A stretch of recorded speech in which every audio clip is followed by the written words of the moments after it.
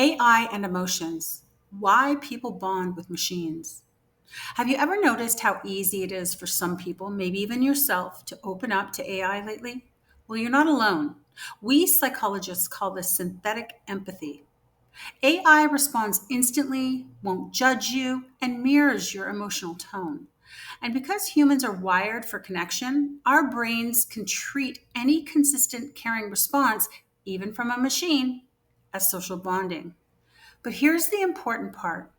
AI may be able to simulate empathy, but it can't experience it. It predicts, it doesn't feel. That means it could be a great tool for reflection or comfort, but it can't replace the emotional depth and unpredictability of real human relationships. So if you must, use AI to help you support your mind, but build your heart with real people.